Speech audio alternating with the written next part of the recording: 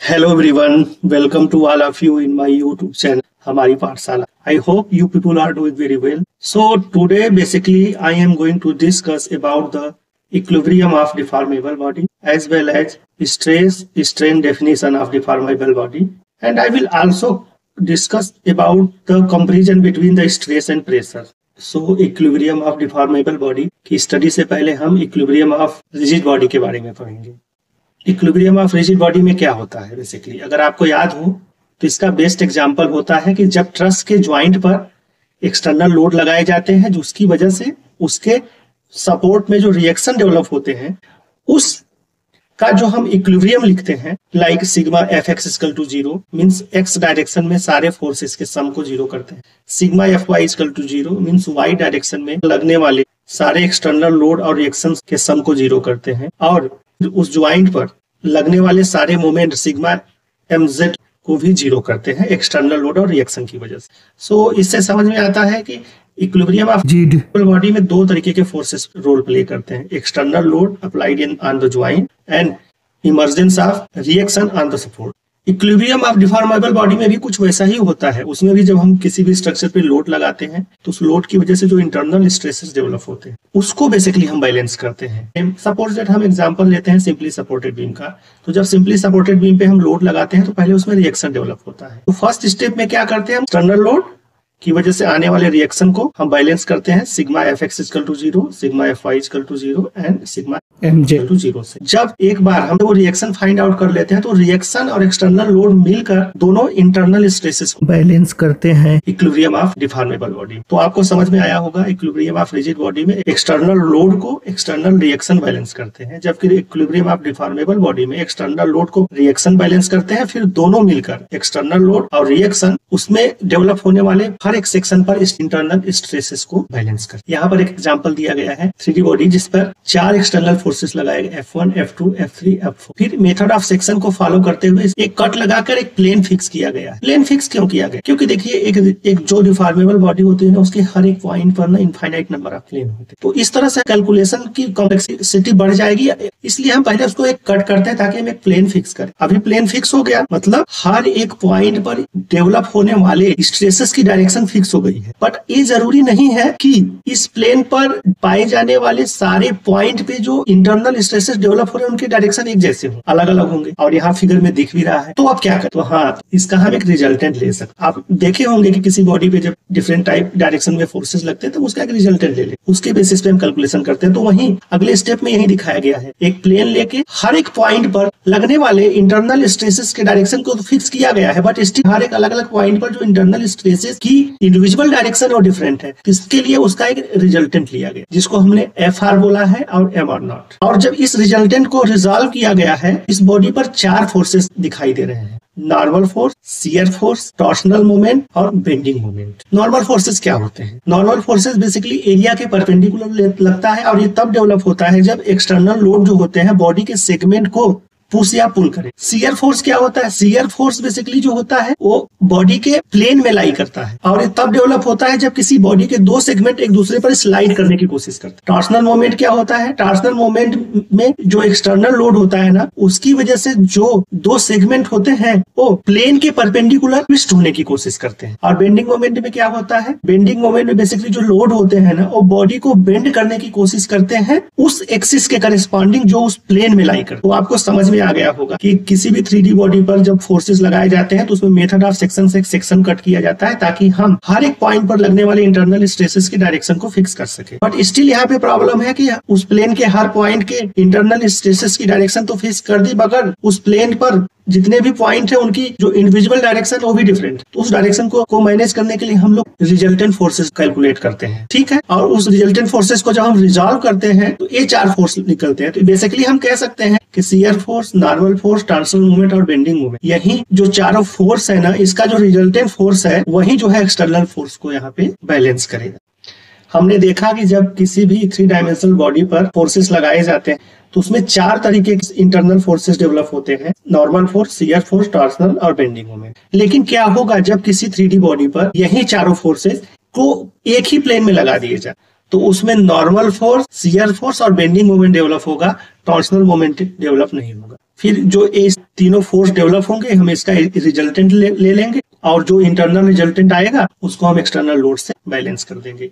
अच्छा, मैं बार बार ये बोल रहा हूँ कि हम रिजल्टेंट ले लेंगे, चाहे 3D बॉडी में जब डिफरेंट प्लेन में फोर्स लगे या फिर एक ही प्लेन में फोर्स लगे, दोनों के केस में हम बोल रहे हैं कि जो इंटरनल फोर्सेस होते हैं उनका रिजल्टेंट जो होता है एक्सटर्नल फोर्स को बैलेंस करता है। तो रिजल्टेंट निकलते कैसे? रिजल्टेंट को निकालने के लिए हमें याद करना पड़ेगा पैरेललोग्राम थ्योरम। चलिए फिर से यहाँ से देखते हैं। देखिए यहाँ पर एक फोर्स है इस डायरेक्शन में, इस डायरेक्शन में, तो जब इस नॉर्मल फोर्स तो यहाँ से एक लाइन खींचा और इसके लाइन हमने खींचा और जब इसको मिला दिया तो ये जो FR है रिजल्टेंट फोर्स है नॉर्मल फोर्स और शियर फोर्स का। तो याद आ रहा होगा ना इस तरह के को हम कैसे करते हैं।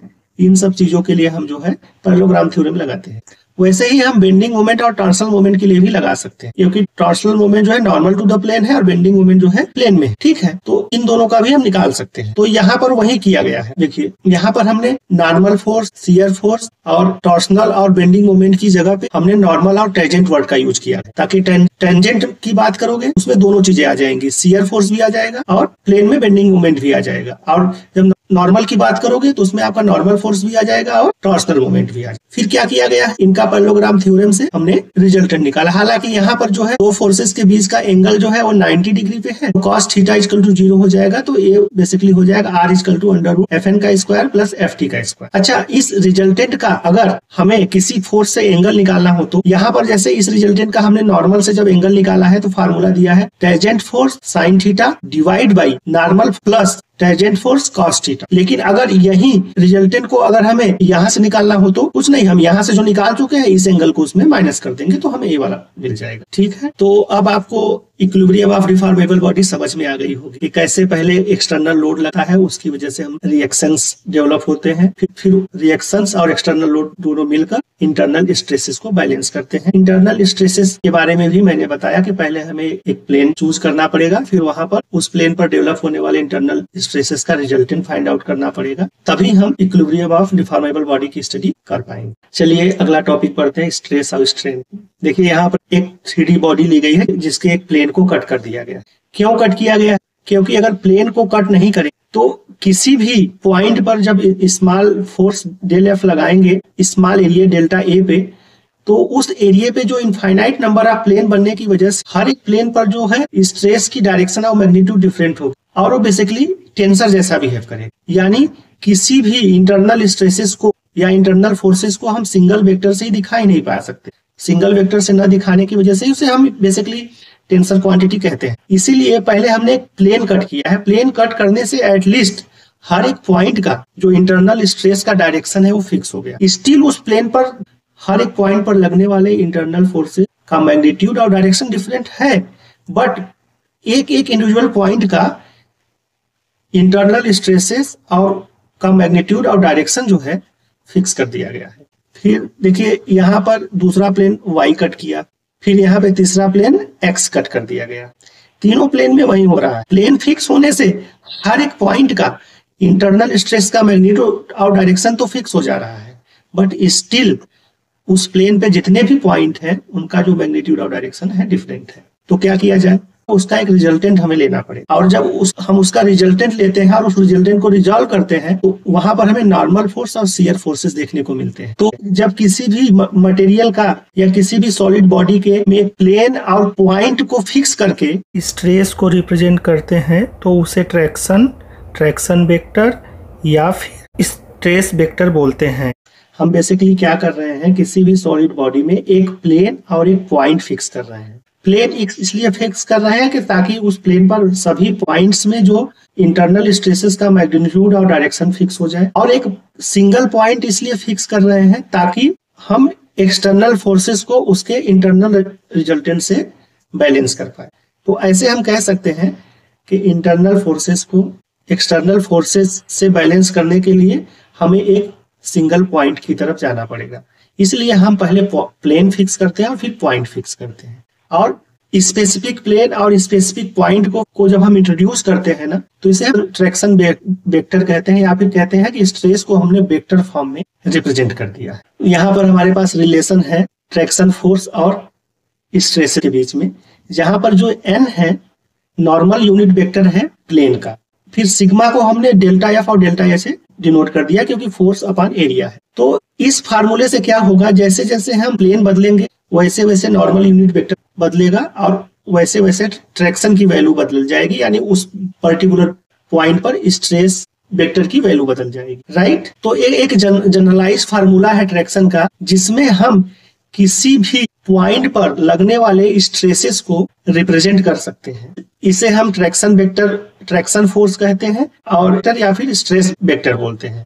अब आपको पता है कि हम एक स्मॉल एरिया ले रहे हैं, और जब हम एक स्मॉल एरिया की बात करते हैं तो हम इस तरह की लिमिट अप्रोच अप्लाई कर सकते हैं, जिसमें लिमिट जो है एरिया इज टेंडिंग टू 0 है, और इसके करस्पॉन्डिंग जो है हम स्ट्रेसेस फाइंड आउट कर लेते हैं, चाहे नॉर्मल स्ट्रेसेस हो चाहे शियर स्ट्रेसेस हो। तो इस पूरे प्रोसेस से आपको क्या पता चला कि जो स्ट्रेस होता है ना, एक टेंसर क्वांटिटी होती है, लेकिन जब उसे हम किसी एक पर्टिकुलर प्लेन पे डील करते हैं तो वो वेक्टर की तरह बिहेव करती है। लेकिन यही फोर्स अगर किसी वन डायमेंशनल बॉडी पे लगी हुई हो, हम क्या कहेंगे कि यार वो फोर्स जो है यूनिएक्सियल लोड, उस केस में जो है स्ट्रेस जो है स्केलर क्वांटिटी की तरह ट्रीट होता है। यहाँ पे मैंने एग्जांपल भी लिया है। टेंसर में क्या होता है, इसमें बेसिकली एक पॉइंट पर एक से ज्यादा प्लेन होते हैं, कि जब हमने एक पॉइंट फिक्स कर लिया है और डिफरेंट डिफरेंट प्लेन पे देख रहे हैं तो स्ट्रेसेस की जो डायरेक्शन है डिफरेंट है। ये है sigma X, sigma Y, sigma Z जो कि नॉर्मल स्ट्रेस है, और sigma Y X, sigma X Y, sigma X Z, sigma Z X, sigma Z Y, sigma Y Z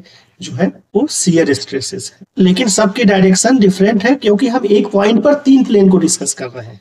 of course एक पॉइंट पर इनफाइनाइट प्लेन हो सकते हैं, लेकिन जब उसको हम 3 प्लेन पे ले आ रहे हैं तो स्टिल क्या हो रहा है, पॉइंट एक है, प्लेन 3 है, तो स्टिल अभी वो टेंसर की तरह भी है। 3 डायरेक्शन की बात क्यों करते हैं, क्योंकि इससे ज्यादा डायरेक्शन की हम बात कर ही नहीं सकते, क्योंकि हमारे यूनिवर्स में जो अभी स्टडी हो रही है क्लासिकल मैकेनिक्स में 1D 2D और 3D तक ही लिमिटेड है। और स्केलर में क्या हो रहा है, स्केलर में मैंने वही बोला कि बॉडी में केवल नॉर्मल स्ट्रेसेस डेवलप हो रहे हैं, कोई शियर स्ट्रेस डेवलप नहीं हो रहा है। इसका मतलब है कि स्केलर के केस में टेंसर की तरह जो स्ट्रेसेस है एक दूसरे से कपल नहीं है और ना ही प्लेन के ओरिएंटेशन पर डिपेंडेंट है। तो बेसिकली आपको समझ में आ गया होगा कि जब हम किसी भी डिफॉर्मेबल बॉडी पर किसी एक पॉइंट पर एक छोटे से डेल ए एरिया पर डेल्टा या फोर्स लगाते हैं तो जो उसमें इंटरनल स्ट्रेसेस डेवलप होती है उसका मैग्नीट्यूड और डायरेक्शन इनफाइनाइट होता है और टेंसर क्वांटिटी की तरह बिहेव करता है। लेकिन जब किसी भी पॉइंट पर लगने वाले इंटरनल स्ट्रेसेस को एक पर्टिकुलर प्लेन पे फिक्स कर देते हैं तो हम उसे बोलते हैं कि ये अब वेक्टर की तरह बिहेव कर रहा है, जिसे हम स्ट्रेस वेक्टर कहते हैं। लेकिन जब यही जो है del F force del area पर किसी वन डायमेंशनल बॉडी पे लग जाए तो जो लोड होता है उसे हम बोलते हैं कि यूनिएक्सियल लोडिंग, और इस केस में स्ट्रेस जो है स्केलर की तरह बिहेव करेगा। इतना कुछ पढ़ने से एक बात तो समझ में आया कि जब हम किसी भी बॉडी पर एक्सटर्नल लोड लगाते हैं तो वो बॉडी उस लोड की वजह से होने वाले डिफॉर्मेशन को रजिस्ट करती है, जिसे ही हम स्ट्रेस बोलते हैं। मतलब एक बॉडी है, उस पे हमने एक्सटर्नल लोड लगा दिया तो उस लोड की वजह से उसमें डिफॉर्मेशन होगा, तो उस डिफॉर्मेशन को रजिस्ट करने के लिए जो इंटरनल रेजिस्टेंस डेवलप होता है मटेरियल में उसे ही हम स्ट्रेस बोलते हैं। अच्छा, किसी भी बॉडी में स्ट्रेस कैसे डेवलप होगा, जब उस बॉडी पर हम लोड लगाते हैं ना तो उसके अगेंस्ट उसको रोकने वाला कोई चीज हो। कहने का मतलब जैसे हम कैसे समझाएं, सपोज दैट एक सॉलिड एक डिफॉर्मेबल बॉडी है तो हम इस पे लोड तो लगा रहे हैं इस डायरेक्शन में, लेकिन साथ में इस डायरेक्शन में इसको रिस्ट्रिक्ट भी कर रहे हैं। इसकी वजह से जो इसमें डिफॉर्मेशन हो रहा है ना, उस डिफॉर्मेशन को जब रजिस्ट करने के लिए जो इंटरनल फोर्स डेवलप होता है उसे ही हम स्ट्रेस बोलते हैं। लेकिन क्या होगा अगर इस पर हम लोड लगाएं लेकिन इस डायरेक्शन में इसको फिक्स न करें तो ये ऐसे चला जाएगा, मूव कर जाएगा। तो इसका मतलब क्या, जब फोर्स लगा रहे हैं तो इसमें कोई डिफॉर्मेशन ही नहीं हो रहा है, और डिफॉर्मेशन जब हो ही नहीं रहा है तो उसको रजिस्ट करने के लिए कोई इंटरनल स्ट्रेसेस डेवलप ही नहीं हो रहा। यही मैं कहना चाहता हूँ कि कोई बॉडी को पर स्ट्रेस तभी डेवलप होगा जब बॉडी जो है डिफॉर्मेशन के अगेंस्ट जो है रिस्ट्रिक्ट होगी। और स्ट्रेंथ क्या होती है, वही होता है कि एक बॉडी है उस पर फोर्स लगा रहे हैं और उस फोर्स की वजह से उसमें डिफॉर्मेशन हो रहा है, उस डिफॉर्मेशन को रजिस्ट करने के लिए एक इंटरनल फोर्स डेवलप हो रहा है, और वो इंटरनल फोर्स उस बॉडी के फेल होने से पहले जितना डेवलप होता है उसे ही उस मटेरियल की स्ट्रेंथ बोलते हैं। अगर एक लाइन में इसकी डिफिनेशन बोली जाए तो हम कह सकते हैं the maximum value of stress which a body can resist without failure term as a strength. अच्छा, आपको एक बात और बता दें कि जो मटेरियल का स्ट्रेंथ होता है ना, ये मटेरियल की इनहेरेंट प्रॉपर्टी होती है, ना तो एरिया पे साइज डिपेंड करती है, ना शेप पे डिपेंड करती है, ना लोड पे करती है। और जो स्ट्रेस होता है ना, ये मटेरियल की प्रॉपर्टी नहीं होती है, ये लोड पे और एरिया दोनों पे करता है। जैसे आप मान लो एक माइल्ड स्टील ले लो, माइल्ड स्टील से कोई भी शेप बना, क्या उसका स्ट्रेंथ बदलेगा? नहीं, उसका स्ट्रेंथ वही रहे। लेकिन अगर उस माइल्ड स्टील की अलग अलग ज्योमेट्री, अलग अलग शेप ले रहे हैं तो सब में डेवलप होने वाले स्ट्रेसेस जो है अलग अलग हो जाए, बट उसकी इनहेरेंट स्ट्रेंथ कभी चेंज नहीं। यहाँ पर देखिए एक छोटा सा डेरिवेशन भी है। एक डिफॉर्मेबल बॉडी लिया जिसपे फोर्स P अप्लाई किया। जब फोर्स P अप्लाई कर रहे हैं तो यहाँ पर उसका इक्विलिब्रियम फोर्सेस लिखा गया है। एक फोर्स P है, में इंटरनल रेजिस्टेंस R अप्लाई हो रहा है, और जब सिग्मा Fx इक्वल टू 0 कर रहे हैं तो यहाँ पर हमें P इक्वल टू R मिल जा रहा है। इसीलिए sigma equal to P upon A जो होता है equal to R upon A होता है। यही रीजन है कि जब हम यूनिएक्सियल बॉडी पर जितना एक्सटर्नल फोर्स लगाते हैं उसी फोर्स को एरिया से डिवाइड कर देते हैं और स्ट्रेस फाइंड आउट कर लेते हैं, जिसकी वजह से कंफ्यूजन बना रहता है कि हम डिवाइड तो एक्सटर्नल फोर्सेस अपॉन एरिया कर रहे हैं, लेकिन हम कह रहे हैं कि स्ट्रेस होता जो है इंटरनल फोर्सेस अपॉन एरिया होता है। इसलिए एक्सटर्नल लोड से डिवाइड कर देते हैं, क्योंकि एक्सटर्नल लोड जो होता है यूनिएक्सियल बॉडी में वो इंटरनल रेजिस्टेंस के बराबर होता है। यहाँ पर एक डी बॉडी ली गई है जिसमें यूनिएक्सियल लोड लगाया गया। इसमें जो है सिर्फ लॉन्गिट्यूडनल डायरेक्शन में ही स्ट्रेसेस डेवलप होंगे, लेटरल डायरेक्शन में स्ट्रेसेस नहीं होंगे। क्यों नहीं होंगे? क्योंकि ये वन डायमेंशनल बॉडी है, जिसकी वजह से इसमें अदर डायरेक्शन का कोई कॉन्सेप्ट नहीं है। इसका मतलब उस डायरेक्शन में कोई स्ट्रेन ही नहीं डेवलप होगा, पॉइजन रेशियो इफेक्ट ही नहीं होगा, तो स्ट्रेसेस कहाँ से आएंगे? एक चीज और पढ़ना है हमें कि हमको क्या लगता है कि जो स्ट्रेस है ना वो सिमिलर टू प्रेशर है, बट ऐसा बिल्कुल नहीं है। दोनों एक दूसरे से डिफरेंट है। कैसे डिफरेंट है एक एक पॉइंट करके समझेंगे। Stress is a internal forces per unit area where pressure is a external forces per unit area. Of course stress एक इंटरनल फोर्सेस है, मैंने अभी बताया, और जो प्रेशर होता है हमेशा जो होता है एक्सटर्नल फोर्सेस होता है पर यूनिट एरिया। और स्ट्रेसेस जो होता है वो नॉर्मल टू द एरिया होता है और पैरेलल टू द एरिया भी होता है, जबकि जो प्रेशर होता है हमेशा नॉर्मल टू द एरिया होता है। तीसरा पॉइंट है stress does not lead to the pressure but pressure leads to the stresses. Of course stresses जो होता है क्या होता है? Internal forces per unit area, और जो प्रेशर होता है वो होता है external force per unit area. So stress की वजह से प्रेशर कभी नहीं हो सकता है, लेकिन जो प्रेशर होता है external force per unit area होता है। बॉडी पर एक्सटर्नल फोर्सेस लगा दिया जाए एक्स्ट्रा तो उसकी डिफॉर्मेशन को रजिस्ट करने के लिए उसमें स्ट्रेस तो डेवलप हो सकता है। यही रीजन है कि स्ट्रेस की वजह से प्रेशर नहीं होता है, लेकिन प्रेशर की वजह से स्ट्रेस होता है। अच्छा, एक चीज और है, स्ट्रेस कभी भी डायरेक्टली मेजर नहीं कर सकते, जबकि प्रेशर को हम डायरेक्टली मेजर कर सकते। यही रीजन है कि स्ट्रेस के केस में जो बेसिक क्वांटिटी होती है हम उसको स्ट्रेन बोलते हैं। मतलब एक बॉडी जो होती है ना उसको पर लोड लगा के उसको डिफॉर्म करते हैं और उस डिफॉर्मेशन को स्ट्रेन में चेंज करते हैं, फिर उसको यंग मॉडुलस से मल्टीप्लाई करते हैं, या फिर कह सकते हो इलास्टिक ऑपरेटर से अप्लाई करते हैं, तब जाके स्ट्रेसेस हमें फाइंड आउट होता है। जबकि प्रेशर ऐसा नहीं है, प्रेशर को हम डायरेक्टली मेजर कर सकते हैं। लास्ट पॉइंट क्या है? Pressure is a scalar quantity but stress is a tensor quantity of second degree of order. Of course stress जो है टेंसर क्वांटिटी है, लेकिन ये भी याद रखिएगा कि जब उसको एक प्लेन पे रिप्रेजेंट करते हैं तो स्ट्रेस वेक्टर की तरह बिहेव करती है, और जब उसे वन डायमेंशनल बॉडी पर यूनिएक्सियल लोडिंग लगा देते हैं तो स्केलर की तरह बिहेव करते हैं। और हाइड्रोस्टैटिक प्रेशर भी स्केलर क्वांटिटी में काउंट होता है, क्योंकि इसमें भी जो प्रेशर है वो प्लेन के ओरिएंटेशन पर डिपेंड नहीं करता है। वीडियो पसंद आए तो इसे लाइक करिए, सब्सक्राइब करिए और अपने कलीग्स को भी शेयर करिए। Thank you very much.